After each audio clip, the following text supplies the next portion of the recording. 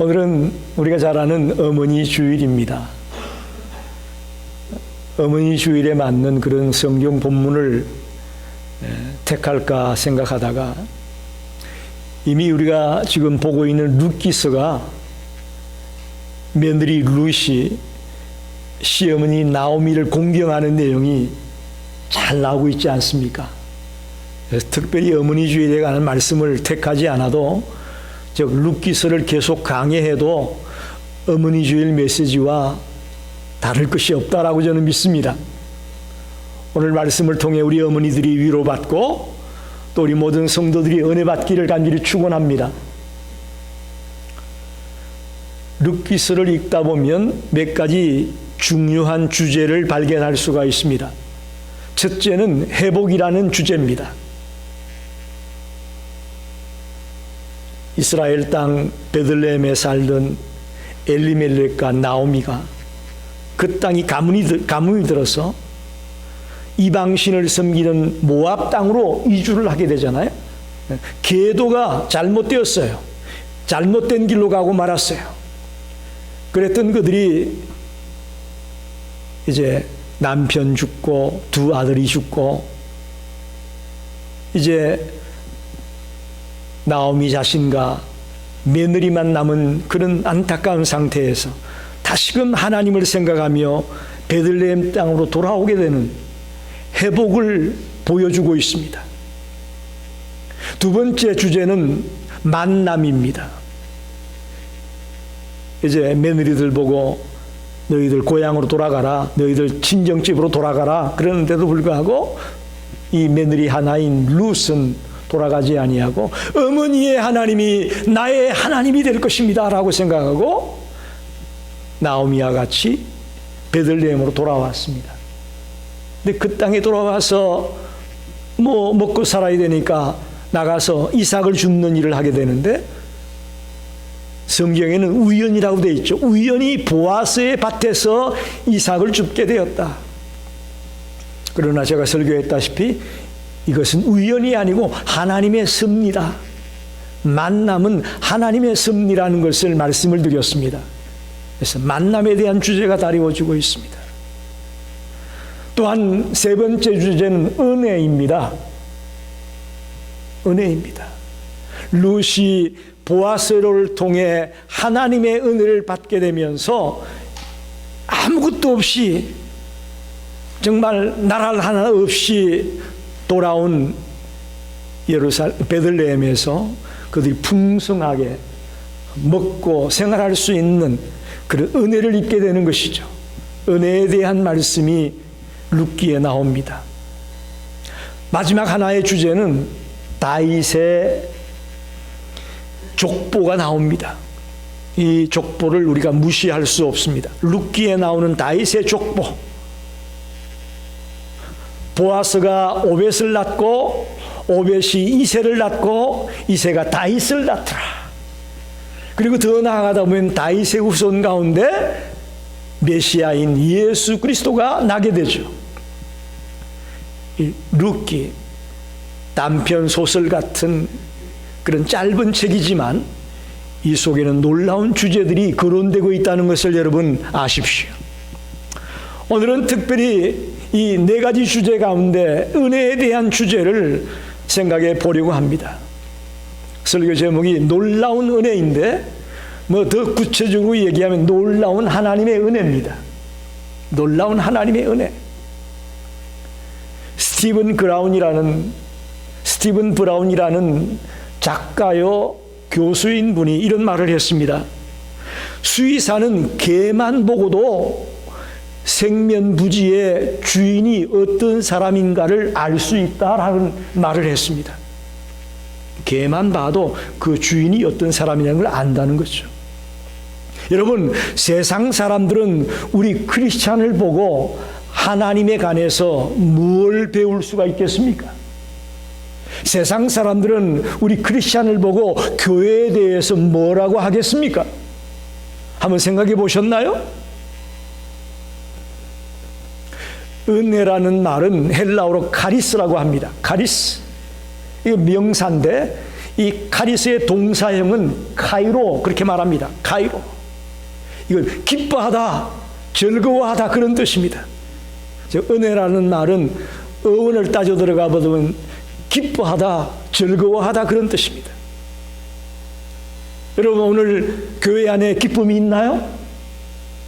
즐거움이 있나요? 오늘 주님 전에 나올 때 여러분 기쁨으로 나왔나요?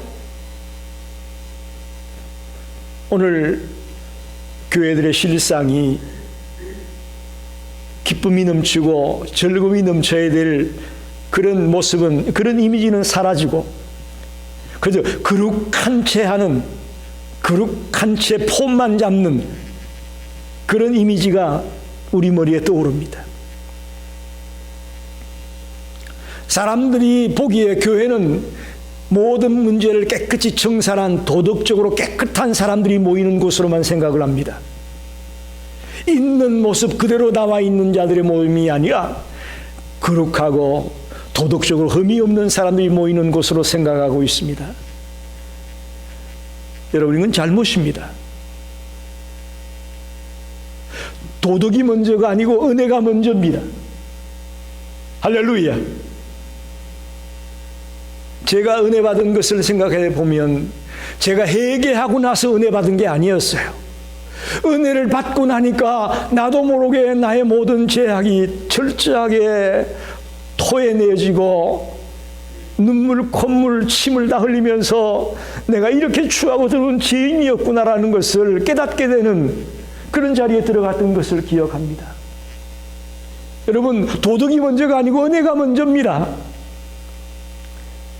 세상 사람들이 우리를 바라보면서 내 있는 모습 그대로 주님 앞에 나가도 주님께서 우리를 받아주시고 우리에게 은혜를 주시고 우리를 변화시켜 주시는구나 하는 그런 모습을 보여줄 수 있게 되기를 바랍니다.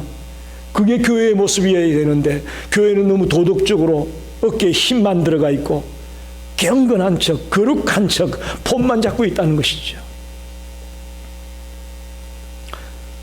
오늘 도대체 룻이 받은 은혜가 무엇인지를 깊이 생각하면서 같이 은혜를 나누고 싶습니다. 첫째는 한 에바의 은혜입니다. 한 에바.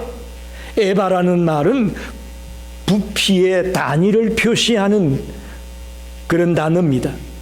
즉, 한 바구니에 넣을 정도의 양을 에바라고 말합니다. 쉽게 설명하면 한 바구니에 담을 정도의 양. 출애굽한 이스라엘 백성들을 하나님이 광야에서 먹이시는데 만나를 내려주시잖아요.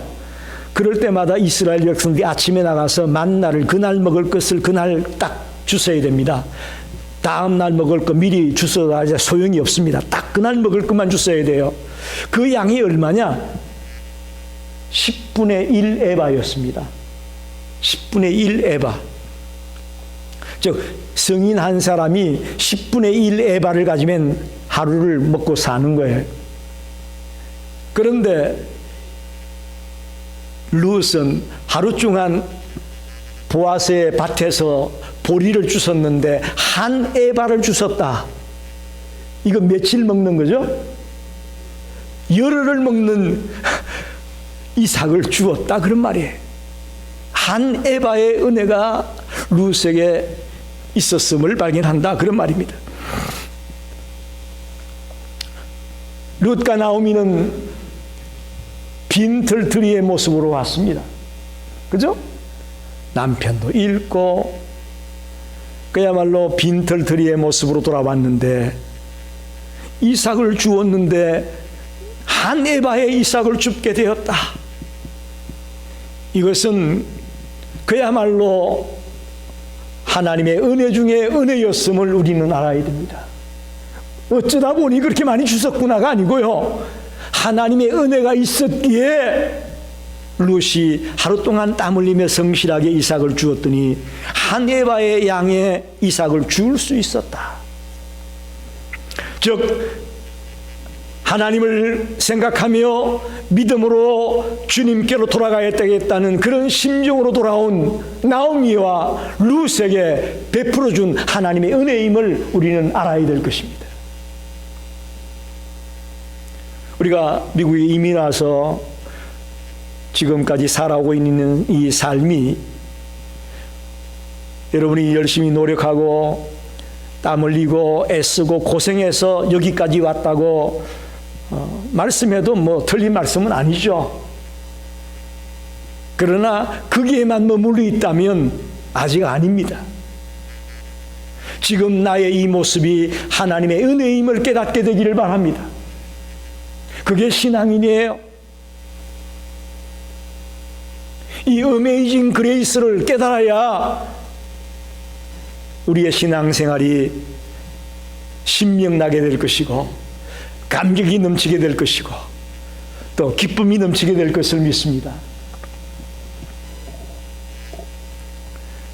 우리가 믿음을 가지고 주님께로 돌아온다는 것은 내가 어디에서 문제가 있었는가, 어디에서 실패했는가, 어디에서 넘어졌는가, 이걸 빨리 깨닫고 돌아오는 겁니다.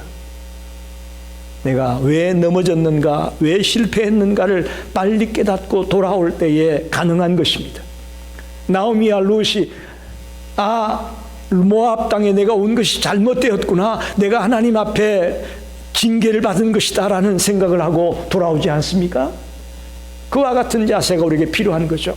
내가 잘못되었구나, 여기서 내가 빨리 돌아가야 되겠다 결단할 때에 한 에바의 은혜가 나오미와 룻의 가정에 임하게 되었던 것을 발견할 수가 있습니다. 또한 룻은 본문에 보니까 하루 종일 쉬지 않고 성실하게 일했던 것을 보게 됩니다. 우리가 가만히 있는데도 하나님의 은혜가 임한다 생각하면 착각입니다. 여러분 그렇지 않아요? 내가 아무것도 안 하고 빈둥이 놀고 있는데 하나님의 은혜가 임한다? 그런 생각은 잘못된 생각입니다. 여러분, 룻은 정말 자기 몸을 사리지 아니하고 있는 힘껏 성실하게 최선을 다해 이삭을 주었다는 것을 우리는 알 수가 있습니다. 심지어는 보아스가 볶은 곡식을 좀 줬는데 그 자리에서 자기가 배불리 먹고 남은 것들을 가지고 돌아와서 시어머니에게 주었다고 되어 있습니다. 하루 종일 집에서 혼자 지내실 어머니를 생각하면서 이삭도 줍고 남은 음식도 가져와 가지고 어머니에게 정성을 다해 대접하는 이런 룻의 모습을 보면서 한 에바의 은혜가 믿음으로 주님께 돌아오는 것에도 있겠지만 이 성실하게 최선을 다해 살아가는 자에게 이런 하나님의 은혜가 있구나 하는 것을 발견할 수가 있습니다. 우리 시카고 열린교회 모든 성도들이 주어진 일에 성실하게 최선을 다해 달려감으로 한 에바의 은혜가 여러분에게 넘치게 되기를 바랍니다. 또 하나 발견할 수 있는 것은 룻은 자기만 잘 먹고 잘 살겠다는 생각이 아니었습니다. 늘 시어머니 나오미를 생각하는 마음이 있었습니다. 시어머니를 섬기고자 하는 그런 열정이 나오미에게 있는 것을 보게 됩니다. 오늘 많은 사람은 자기중심적이고 그저 경쟁 속에서 살아남기 위해서 자기만 생각하게 되는 것이 이 시대의 모습입니다. 다른 사람을 생각할 겨를이 없어요. 저도 그렇고 여러분도 마찬가지잖아요. 이민자의 삶을 살다 보니까 옆에 사람을 돌아보기보다는 자기만 생각하게 되는 그런 것이 있음을 보게 됩니다. 심지어는 가족들 간에도 그래요. 부모 자식 간에도 형제들 간에도 자기 먹고 살기 바쁘다 보니까 돌아보지 못하는 것이 우리네 현실이라고 말합니다. 쉽게 말하면 남을 섬길 수 있는 마음의 여유들이 없습니다. 여러분이 섬기는 자가 되려면 많이 있어야 섬기는 게 아니고요, 마음이 중요합니다. 할렐루야. 나만 생각하는 것이 아니라 내 이웃들을, 내 옆에 있는 사람들을 돌아볼 수 있는 마음이 중요한 거예요. 그럴 때 우리가 섬기는 자가 될 수 있습니다. 섬김의 마음이 넉넉한 사람이 나눌 수 있는 자가 됩니다. 부자가 나눌 수 있는 게 아니고요, 섬김의 마음이 있는 사람이 나눌 수 있는 거예요. 우리 모든 성도들이 오늘부터 하나님이 나에게 이렇게 은혜를 주셨으니 내가 내 이웃들을 섬기는 삶을 살아야 되겠다라고 마음에 다짐이 있기를 바랍니다. 이렇게 룻은 시어머니를 섬기고 자기 주변에 있는 어려운 사람들을 섬기려고 하는 마음을 가지고 있었을 때에 하나님이 룻에게 한 에바의 은혜를 주었다. 저는 그렇게 봅니다. 믿음으로 돌아왔을 때에, 성실하게 살아가려고 했을 때에, 또 뭔가 남에게 도움을 주고 베풀려고 하는, 섬기려고 하는 마음을 가지고 있었을 때에 하나님은 한 에바의 은혜를 룻과 나오미의 가정에 허락하셨다고 믿습니다. 저와 여러분도 이런 룻과 같은 삶의 자세를 통해 한 에바의 축복이 넘치게 되기를 간절히 축원합니다. 두 번째는 기업 물을 자의 은혜입니다. 기업 물을 자. 20절 하반에 보니까 그 사람은 우리와 가까우니 우리 기업을 물을 자 중에 하나이니라. 보아스가 기업 물을 자 중에 한 사람이라고 말하고 있습니다. 여기서 기업이라는 말이 나오는데, 기업, 이 기업은 우리가 생각하는 중소기업, 대기업 하는 그 기업이 아닙니다. 즉 우리가 보통 생각하는 그 기업이라는 단어는 발할 기자에 일업자를 씁니다. 그래서 기업이에요. 그건 회사 이런 것을 뜻할 때 쓰는 단어고요. 여기 나와 있는 기업 물을 자의 기업은 터기자를 씁니다. 터기자에 일업자를 써요. 그래서 기업, 대대로 물려내려오는 재산이나 사업을 일컫는 뜻을 가지고 있는 것이 기업입니다. 대대로 내려오는 삶의 터전이나 유산 상속과 같은 그것을 기업이라고 말합니다. 즉 우리가 삶의 터전을 잃어버렸을 때에 친족 중에 한 사람이 책임을 져주는 것을 말합니다. 역사적으로 보면 룻이 살았을 때는 지금부터 약 3,500년 전이에요. 룻이 역사상에 살았던 시기는 우리보다 한 3,500년 전에 살았던 인물인데, 이미 하나님은 그때에 이런 사회보장제도를 만들었다고 봅니다. 할렐루야. 여러분, 하나님 놀라운 분이에요. 우리 머리로는 도저히 생각할 수 없고 헤아릴 수 없는 분이 하나님이에요.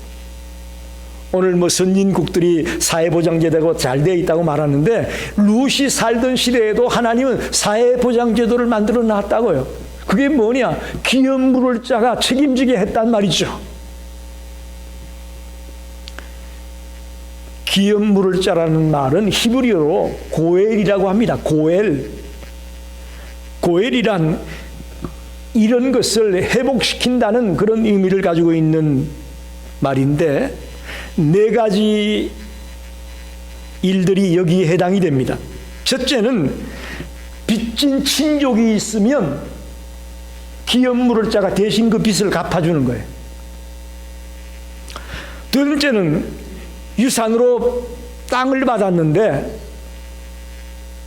도저히 생활이 어려워서 이 땅을 팔아버린 거예요.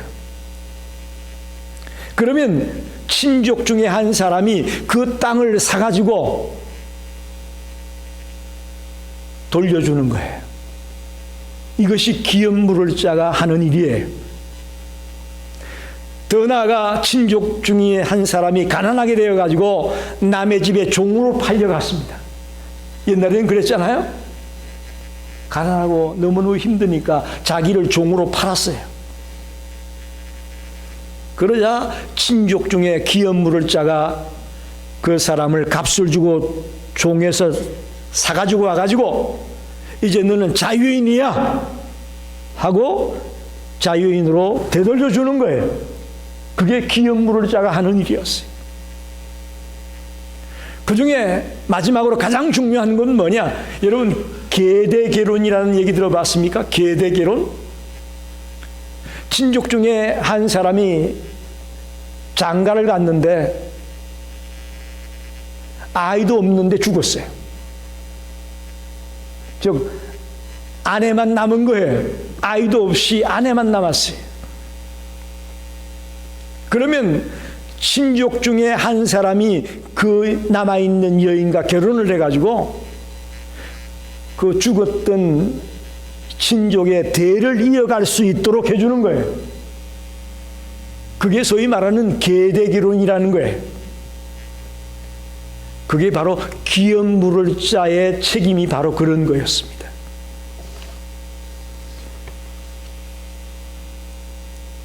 놀랍게도 보아스가 룻에게 고엘이 되어줍니다. 고엘이 뭐라고요? 기업물을 짜. 고엘의 축복이, 기업물을 짜의 축복이 룻에게 주어짐을 보게 됩니다. 놀라운 것은 이 보아스는요, 성경적으로 볼 때 예수 그리스도를 상징합니다. 예수 그리스도를 상징합니다. 히브리어로 고엘이라는 말은 속량하다, 구속하다, 친족의 역할을 감당하다, 그런 말이에요. 속량하다, 구속하다, 친족의 역할을 감당하다. 한마디로 말하면 보아스는 예수 그리스도를 상징적으로 보여주는 인물이야, 그런 말입니다. 룻 또한 나오미에게 고엘과 같은 역할을 합니다. 룻이 열심히 벌어서 시어머니를 먹이고 복양하고 섬기지 않습니까? 그럼 룻은 누구냐? 우리들을 상징합니다. 보아스가 예수님을 상징한다면 룻은 우리를 상징하고 있습니다. 저와 여러분이 주님으로부터 은혜를 받았으면 이제는 우리가 이 받은 은혜를 나누어야 됩니다. 할렐루야. 오늘 우리 그리스도인들이 못하는 것이 바로 이겁니다. 주님께 은혜 받는 것은 참 좋아하는데 내가 이 받은 은혜를 나누고 베푸는 일에 우리가 소홀하고 있다는 것이죠. 저와 여러분이 내 가족이나 내 친구나 내 이웃들에게 고엘이 되어 주시기 바랍니다. 기업물을 자가 되어 주길 바랍니다. 신약에 와서는 이제 신앙 공동체가, 즉 교회 안에서 이런 고엘의 역사가 일어나기를 원합니다. 우리는 같은 가족과 같은 그런 형제자매들이 모인 곳이 이 교회입니다. 그래서 이 교회 안에 아픔을 당하고 어려움을 당한 자가 있다면 우리가 고엘이 되어 주어야 하는 것입니다. 그래서 기업물을 자의 책임으로 그를 위해 기도해 주고 물심양면으로 그를 돕는 일을 감당하라고 말하고 있습니다. 저와 여러분이 룻이 보아스에게 있어서 고엘의 축복을 받았던 것처럼 이제 우리는 하나님의 은혜를 통해 기업물을 자의 책임을 감당해 주므로 이제 우리가 하나님의 자녀가 되는 축복을 누렸다면 내 이웃들에게, 내 친구들에게 우리가 고엘이 되기를 바랍니다. 그래서 또 놀라운 기업물을 자의 축복이 우리에게 임하게 되기를 간절히 축원합니다. 마지막으로 21절에 보면 이런 말씀이 나옵니다. 모압 여인 룻이 이르되 그가 내게 또 이르기를 내 추수를 다 마치기까지 너는 내 소년들에게 가까이 있으라 하더이다. 즉 보아스가 한 말을 룻이 이제 시어머니에게 이야기하는 거예요. 근데 원래 2장 8절에 보면 보아스는 그렇게 말하지 않았습니다. 보아스는 룻에게 자기의 소녀들과 함께 있으라, 그렇게 2장 8절에 얘기했어요. 소녀들과 함께 있으라. 히브리어로 나롯이라고 하면 나롯과 같이 있으라. 근데 그 말을 시어머니에게 전달하는 룻은 보아스가 자기에게 소년들, 즉 네아림과 같이 있으라, 가까이 있으라, 그렇게 얘기했다고 얘기합니다. 좀 이해가 안 되죠, 그죠? 분명히 보아스는 소녀들과 함께 있으라고 얘기했는데 룻은 시어머니에게 얘기할 때는 소년들과 함께 있으라, 가까이 있으라, 그렇게 얘기했다. 왜 이렇게 했을까? 많은 성서학자들은 그 이유가 룻이 히브리에 익숙하지 않았기 때문에, 모압 여인이다 보니까 히브리에 익숙하지 않았기 때문에 그저 남자든 여자든 상관없이 그냥 보아스의 일꾼 곁에 가까이 있으라는 말로 이해를 했다라고 봅니다. 이해가 되십니까? 왜 소녀들이라고 했는데 시어머니한테는 소년들이라고 했을까? 그건 보아스가 언어적으로 히브리에 능통하지 못했기 때문에 남자든 여자든, 즉 소녀든 소년이든 보아스의 일꾼들 곁에 가까이 있으라는 말로 이해했다, 그렇게 받아들이십니다. 여러분, 저를 보십시오.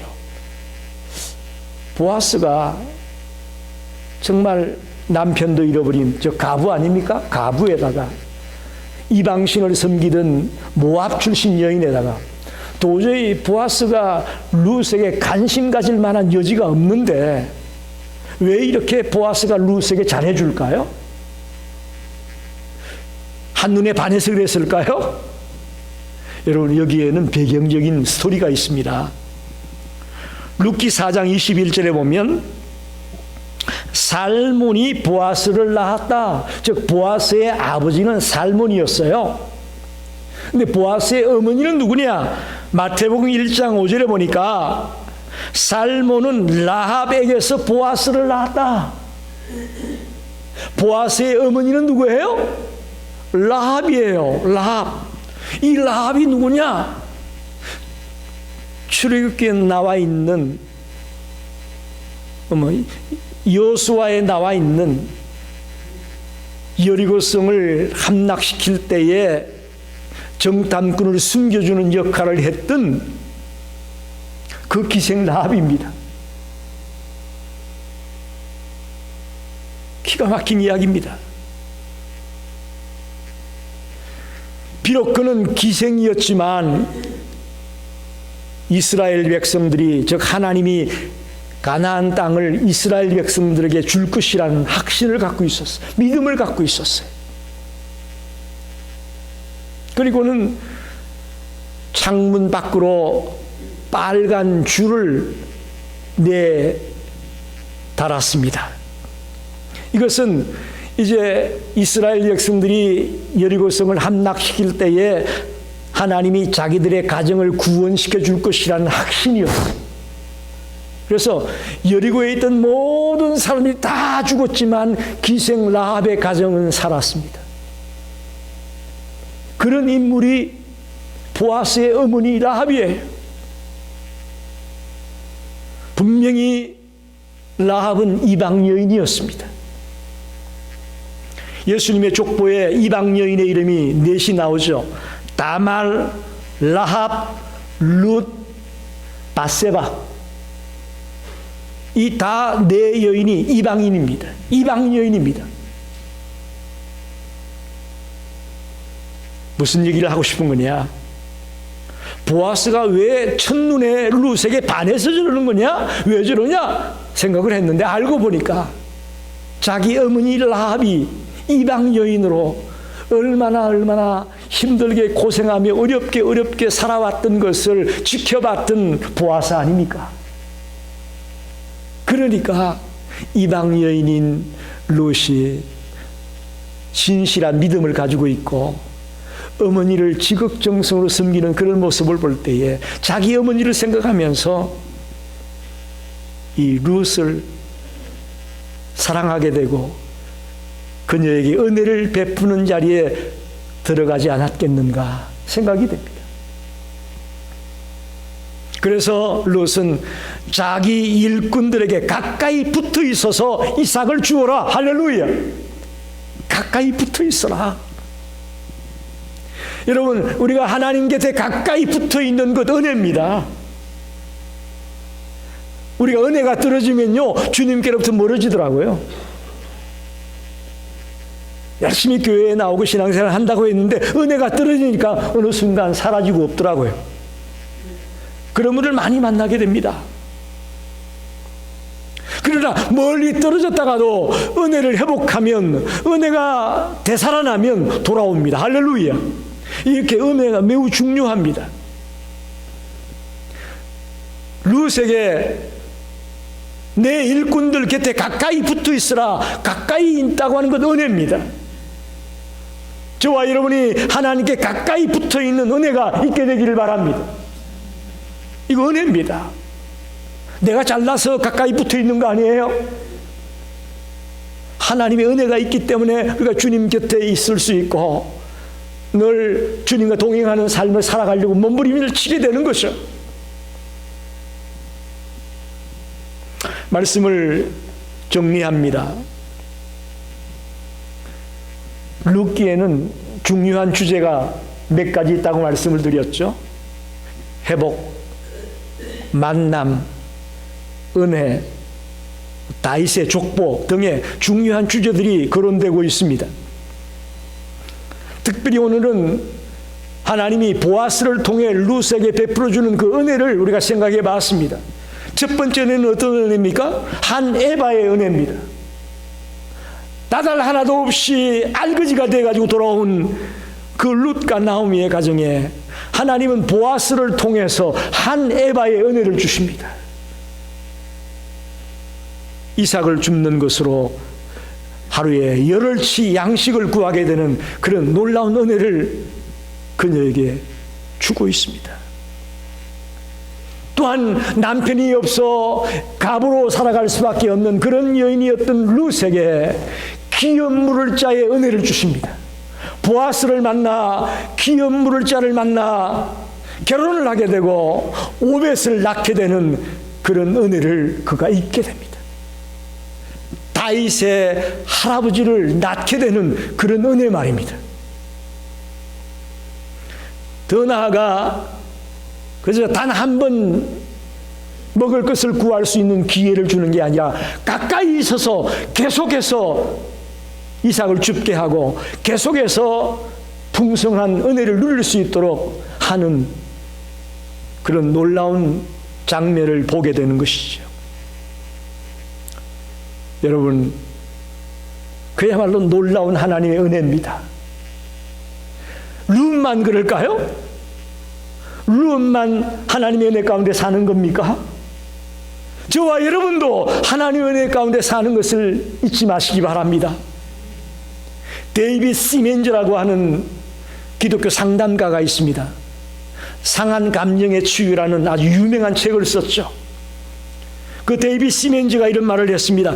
그리스도인들에게 있는 문제가, 가장 큰 문제가 뭐냐? 첫째는 하나님의 무조건적인 은혜와 용서를 깨닫고 받아들이지 못하는 것이 문제다.